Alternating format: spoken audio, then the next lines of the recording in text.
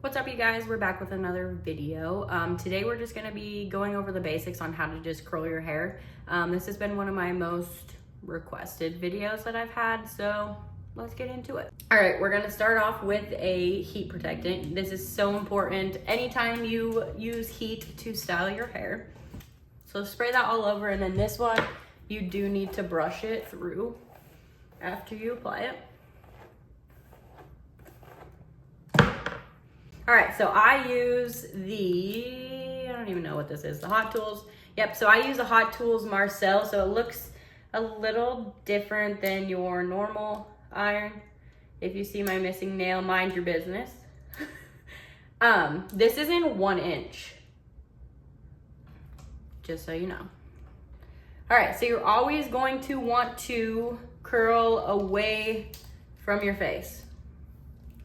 The most important thing is, do you see how I leave a little bit of hair at the ends? This makes sure that when you drop it, you see how it kind of straightens those ends there? So when you do drop it, it's not gonna look like crazy curl. I will show you the difference here shortly. So yeah, you don't wanna take any section bigger than the size of your iron. So you can go smaller, but so if you lay that on your head, obviously don't do that when it's hot, but if you lay that out, you're not gonna wanna take any bigger sections than that 1 inch.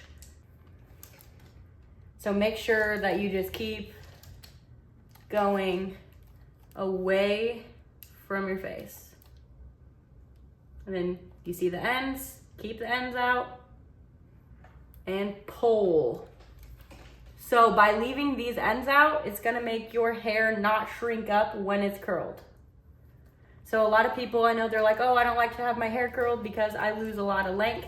You will not lose any length if you do this method. So do you see the difference? You see how this one hangs higher? Maybe, if it focuses. You see how that one hangs higher than the one in front of it? I'll show you again. Okay, so we're not gonna pull this end, and I will show you the difference. So we're gonna get all that end in there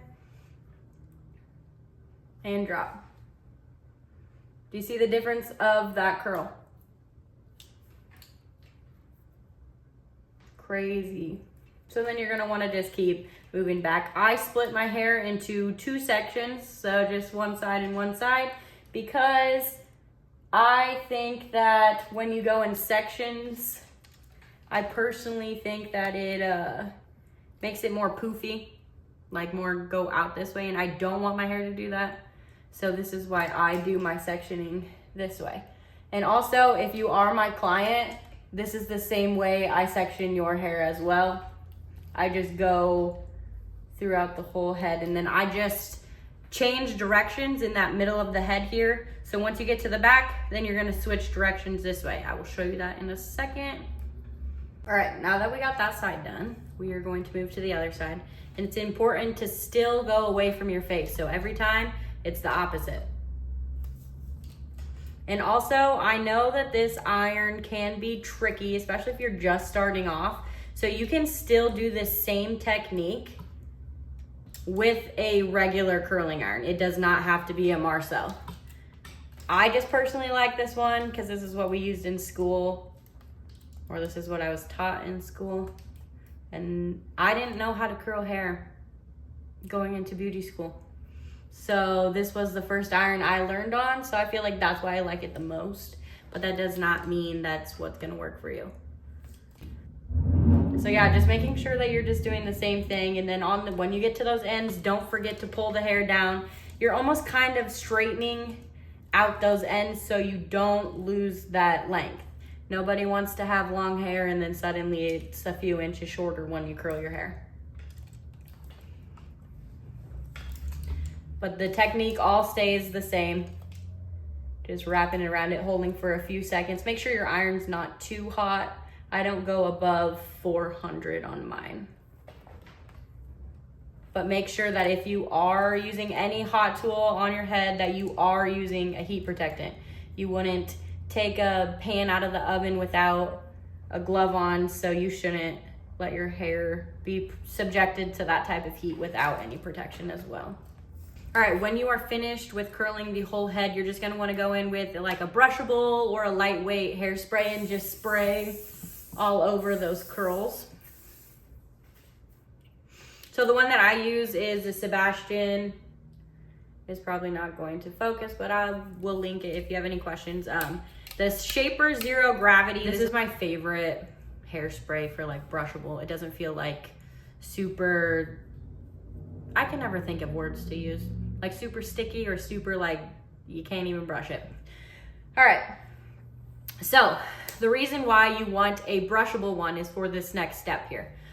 You're just going to go through and run your fingers through those curls so that they fall. You can use a brush as well. I just personally like my fingers because I feel like I have more control over how much I'm loosening these curls. And then when you're done with that, you can go through and be like, oh, I don't like the way that curl's laying. You can recurl it with the same method.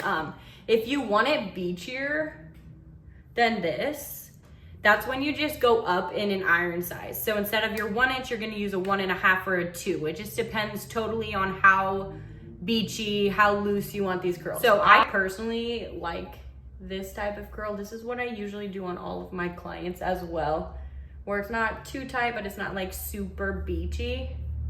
And then when you are done with that, you can spray it again with some hairspray.